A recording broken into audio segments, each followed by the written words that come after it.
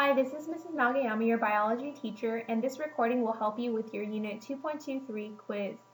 Please review sections 2.22 and 2.23 before taking this quiz. So the first thing we're going to talk about is ATP. So ATP, to put very simply, is our body's source of energy. So in animals and humans, we use ATP in order to move our muscles, in order for our heart to beat, etc. We use it for everything that's happening inside of our body. But how do we actually make this ATP? We first start with the sun. So the sun provides energy for plants to grow. In this example, we're going to use lettuce. Through the process of photosynthesis, the lettuce then produces glucose from the sun's energy. So now we have glucose inside of the lettuce. So you see this really happy girl on the right?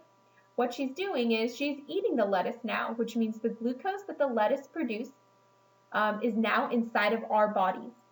Unfortunately, we can't use glucose as a direct source of energy. We actually need to change that glucose into ATP. So we use that glucose, we change it into ATP, and that's the chemical that we use for energy. The process of changing glucose into ATP is what we call cellular respiration. Here's a sample question from quiz 2.23. On an average day, the trillions of cells in the human body perform many chemical processes. Which form of energy do these processes use directly? Is it A, sunlight, B, glucose, C, ATP, or D, heat? Which form of energy do these processes use directly? So let's go ahead and look at the previous slide one more time. We see that we're looking at what does a human body use. So what is the girl on the right using in order to fuel her body? We see in red that it says ATP is what we use, is the chemical that we use for energy. So the answer for this would be C, ATP. All right, so what is ATP though? So we know we use it for energy, but what does it look like and how do we get energy from it? ATP is made up of adenine, which is a base, ribose, which is a sugar, and 3 phosphate groups, which you see in yellow on the left-hand side. All of these components and molecules come together by forming chemical bonds. So there are chemical bonds between phosphate groups, chemical bonds between adenine and ribose, and chemical bonds between the phosphate and ribose.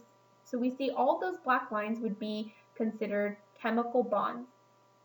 And they connect all of these molecules so that we can have this one, a bigger molecule, which we call ATP. And we use that for energy. But how do we get energy from ATP? So energy is actually stored inside the phosphate bonds of ATP. So if you look at the picture on the left, you'll see it where it says energy stored in the phosphate bonds, and it's pointing to the chemical bonds that can give us energy for our body. In order to get energy from ATP, we need to actually break those phosphate bonds because the energy is stored in those bonds, but if we want that energy for ourselves, we have to break it. And if you look at the lightning bolt in the picture on the right, you'll see that once we break that bond, so between those two P's or two phosphate groups, energy is released and we can now use it in order to move our muscles, in order to breathe, in order for our heart to beat, etc. So in order to access that energy, we need to break those bonds. So here's a sample question. Which of the following best explains how the structure of ATP helps provide energy to the cell? So how does ATP help provide energy? Does it have energy in the chemical bond between its phosphate groups, between the adenine and ribose?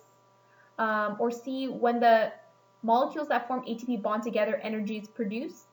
Or D, many ATP molecules bond together with each other to produce energy? So we're trying to see where is energy stored in ATP.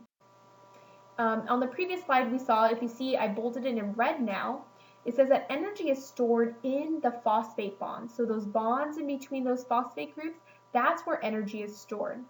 So out of all these options, the best answer would be A. ATP contains energy in the chemical bonds between its phosphate groups. Here's another sample question. How is the energy that is carried in an ATP molecule released to provide usable energy? So how do we actually get the energy that's in the ATP molecule? We know that it's stored in those phosphate bonds, but what do we need to do to those phosphate bonds in order for us to use the energy? So as we discussed before, in order to get energy from ATP, we need to break the phosphate bonds. Remember that lightning bolt right there? Something can break that phosphate bond and energy is released, and we can use that in order to fuel our body.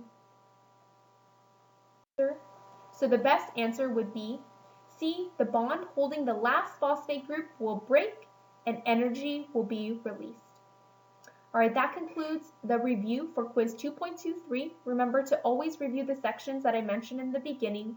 If you have any additional questions, please email me or contact me, and I can definitely give you more resources to help you with this material.